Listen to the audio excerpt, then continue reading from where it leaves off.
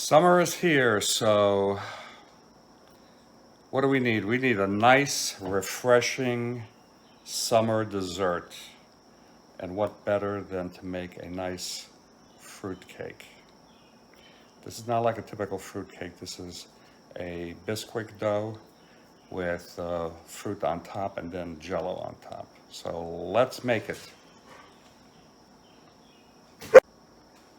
So before you do anything, you have to find your Bisquick pan. Let me see if I can locate mine here. Where did I put it? Ah, it's hiding in the back.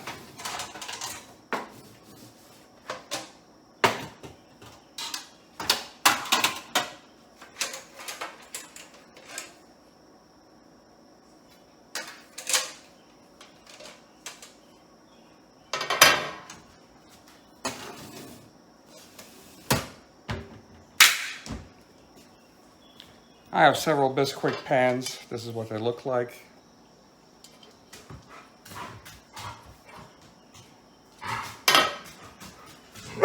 And let's start getting the ingredients to make our cake. Now, as far as Bisquick dough, there are very varied recipes. I try to find a recipe that has the least amount of sugar and the least amount of fat in it also. But also that has a nice fluffy consistency and tastes great and is easy to make. And these are all ingredients that you should have at home. So basically it's 4 eggs, 80 grams of sugar, 130 grams of flour, and baking powder, and 20 grams of butter. So let's get to it. All right, let's start adding our ingredients to our mixer. I use a Sunbeam mixer.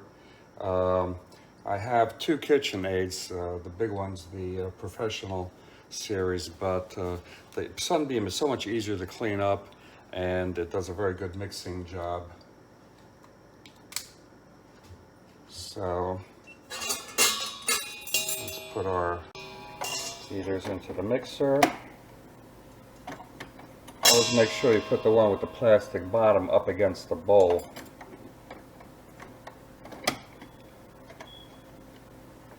So let's start adding our ingredients. 130 grams of flour.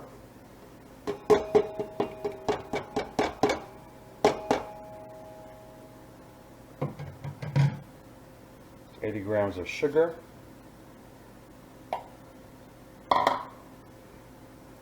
Let's put our baking soda in. Sometimes I forget it, sometimes it doesn't turn out so good.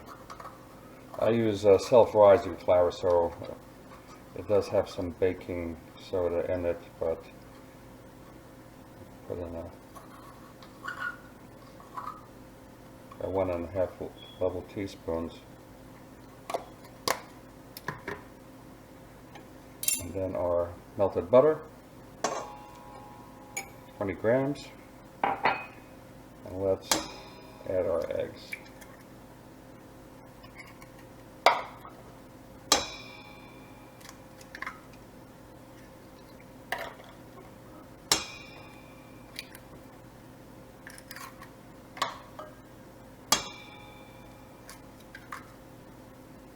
Okay.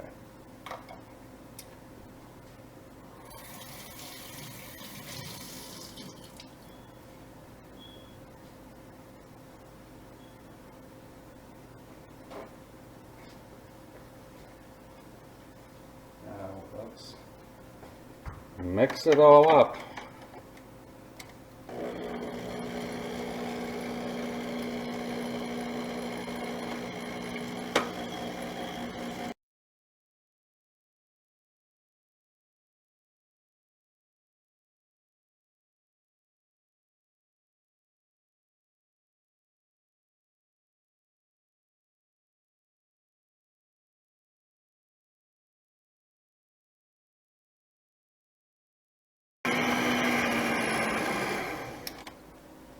Alright, now we're ready to pour the dough into our cake pan.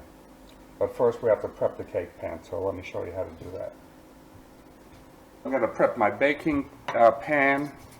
I use a release agent. My favorite is the pan baking. It does have flour in it, so that makes it much easier to release out of the form. So just give it a good spray on all the edges.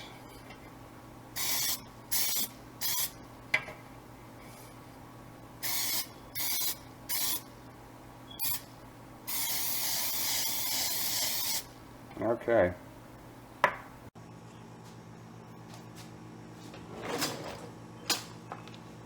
All right. Now it's time to put the dough into the pan. Get out a clean spatula. And let me pour this in here.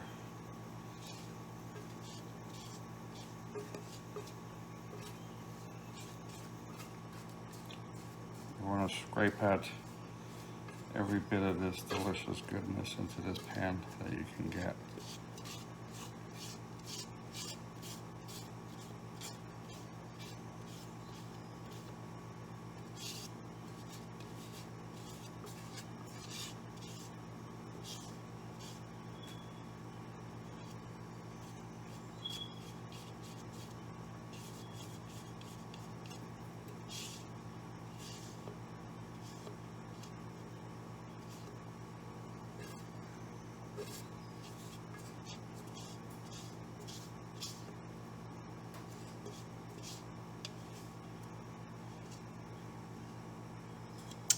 All right, so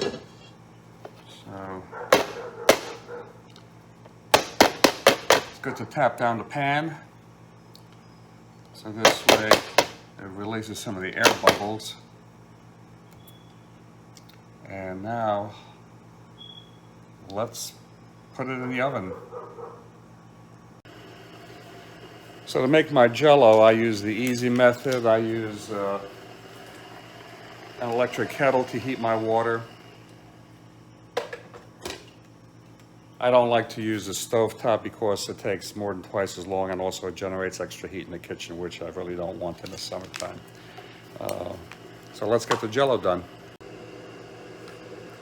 On these damn packages, they make this print so small that you can barely read it. You need magnifying glasses, or maybe it's just old age. Nah, I'm only 29, but can't be that.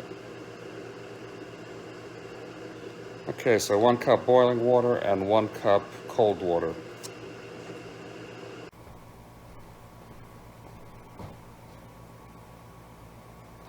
Okay, so here's my 1 cup boiling water.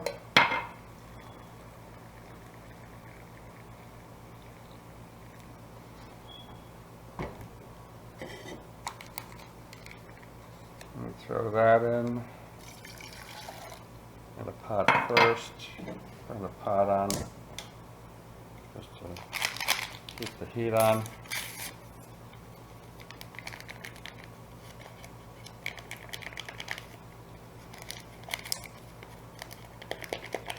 Here's my sugar-free Jell-O.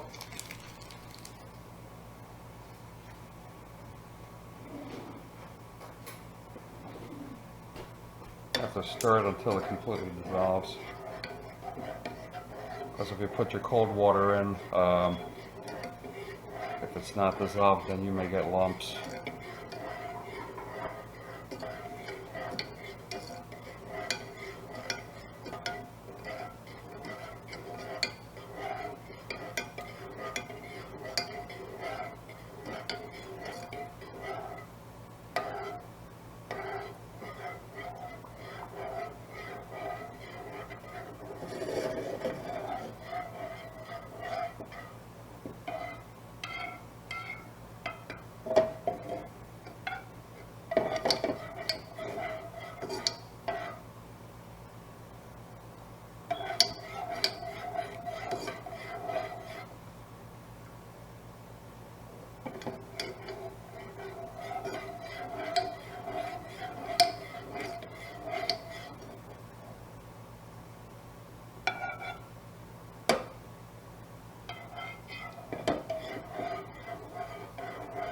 For those of you that don't know, but gelatin is made from animal collagen, from bone collagen and from tendons and muscles and stuff like that. So that's all dissolved. Let me put cold water in,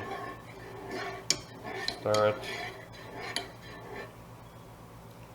Let me let that cool. Now what I'm going to do is I'm going to put this into the fridge, because when I do the topping on the cake, after I put the topping on, then I want to be able to put my gelatin on fairly soon, and but it has to be solidified to a certain extent. So I'll show you how to do that.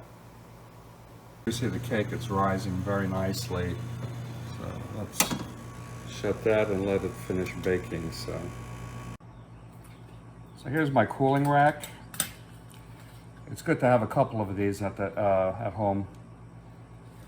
Of course, if you're baking large quantities of maybe muffins or cookies or something like that, and you want to put them on a cooling rack, you'll have more than one of these available. Actually, 2 is not really even enough. So,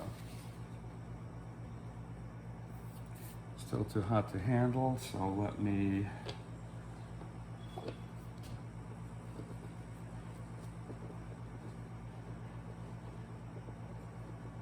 do this. Easy way to flip this over without having any problems is to put your cooling rack on top, and then to take this and flip it over.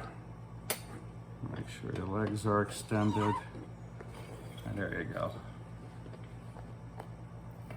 This comes right out very easily. So that cooking spray that I use, the PAM with the flour, does release very, very easily.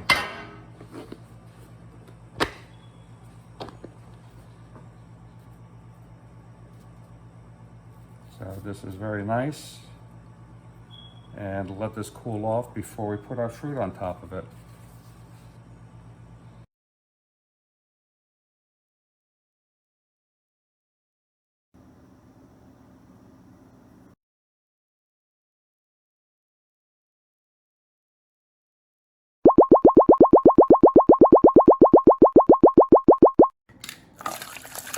Now you have to mix your Jell-O really, really well so that it's small particles, so it'll be smooth when you put it on.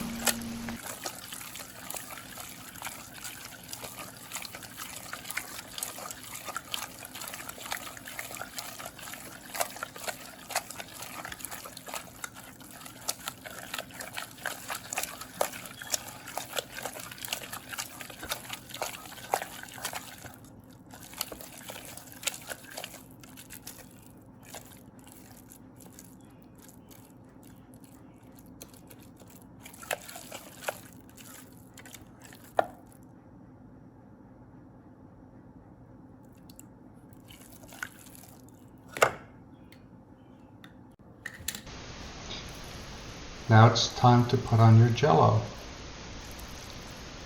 When you first put it on, it looks kind of lumpy and kind of messy, and it definitely does not look smooth. So just take your time. Use your spoon to kind of push down the Jell-O in between the berries, and then gradually you're gonna push it out to the edges here. Try to distribute it so it's going to be even. I made my Jell-O a little bit more concentrated than normal, so this way it's going to be a little thicker and it holds the berries together much better. So just use a tiny bit less water than you would normally use for your Jell-O, and just use your spoon to distribute it, move it around.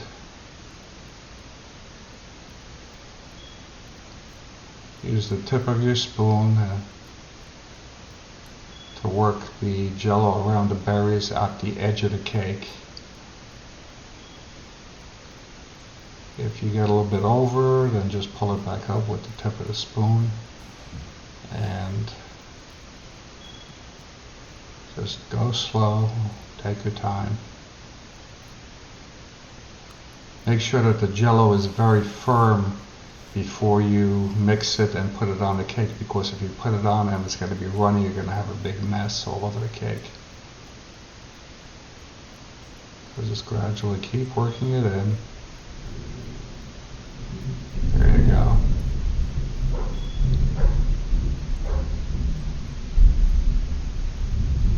done.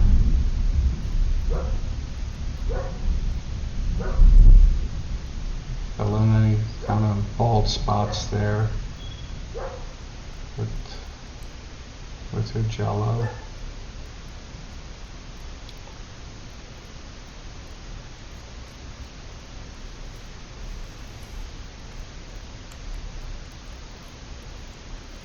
Now that looks kind of like a hot mess with everything looking lumpy and uneven, but I'll show you in a minute how to make it look perfect.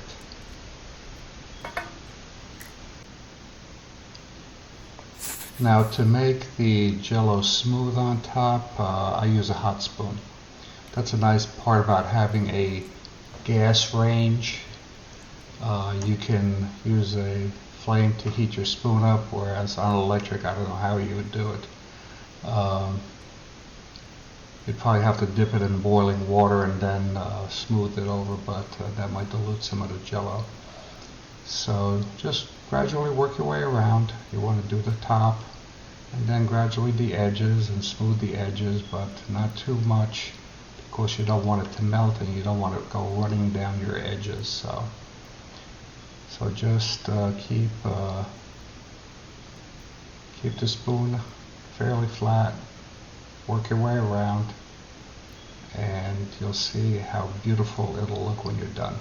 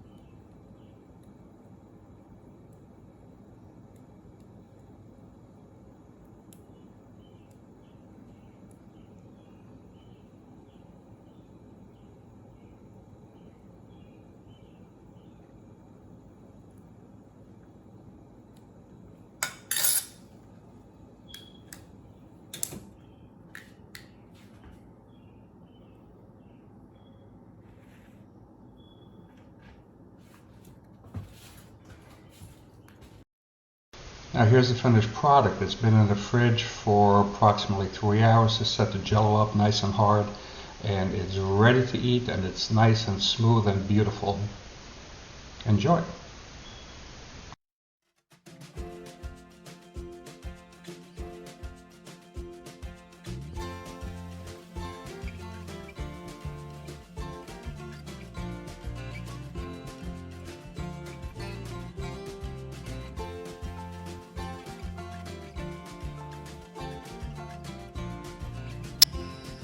So the cake is done, and what better way to refresh yourself on a warm summer day than to have a nice piece of refreshing cold raspberry cake and a nice glass of cold milk. Hope you enjoyed my videos. Please like and subscribe. If you bake one of these cakes, please let me know how it turned out, and also make sure that you buy the proper form. Make sure you have the lip around the top. You don't want to buy the quiche forms, especially not the ones that have the drop out bottoms.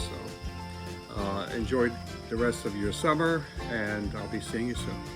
Thank you.